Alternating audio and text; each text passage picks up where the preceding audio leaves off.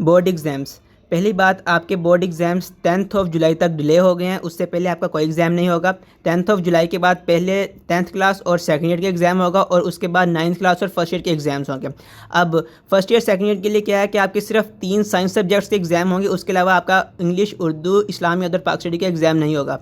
Matric के लिए क्या है कि आपके सिर्फ 3 इलेक्टिव सब्जेक्ट्स मतलब 3 साइंस सब्जेक्ट्स एग्ज़ाम होंगे और साथ एक मैथ का एग्ज़ाम होगा।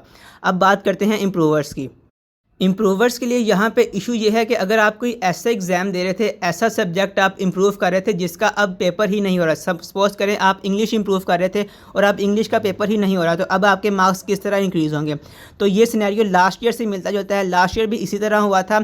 इम्प्रूवर्स ने लास्ट ईयर अपना इम्प्रूवमेंट का एडमिशन भेजा और उसके बाद एग्ज़ाम्स कैंसिल हो गए, लेकिन फिर उनके मार्क्स इंक्रीज़ हुए और वो इंक्रीज़ मार्क्स हुए थे इम्प्रूवमेंट पॉलिसी के ज़रिए। ठीक है, वो इम्प्रूवमेंट पॉलिसी क्या थी? हो सकता है इस साल भी वही पॉलिसी इंप्लीमेंट हो। तो वो पॉलिसी इस तरह थी कि सपोज़ करें आप इंग्लिश का सब्जेक्ट इंप्रूव कर रहे हैं। इंग्लिश के आपके फर्स्ट ईयर के मार्क्स हैं 70 और सेकंड ईयर के आपके मार्क्स हैं इंग्लिश में 90 और अब आपने इंप्रूवमेंट के लिए दाखिला भेजा हुआ है। अब पॉलिसी ये थी कि आपके जिस पार्ट में ज़्यादा मार्क्स हैं ना, वही मार्क्स आपके दूसरे पार्ट में भी लगा दिए जाएंगे। सपोज़ आपके इंग्लिश फर्स्ट ईयर में थे 70 और सेकंड ईयर में 90 थे, तो अब आपके फर्स्ट ईयर में भी 90 मार्क्स लगा दिए जाएंगे और आपके 20 मार्क्स इंक्रीज़ हो जाएंगे। ठीक है, इसी तरह उर्दू है, अगर आप उर्दू इंप्रूव कर रहे हैं, जिस पार्ट में आपके ज़्यादा मार्क्स हैं उस पार्ट के मार्क्स आपके दूसरे पार्ट में भी लगा दिए जाएंगे और आपके मार्क्स इंक्रीज़ हो जाएंगे।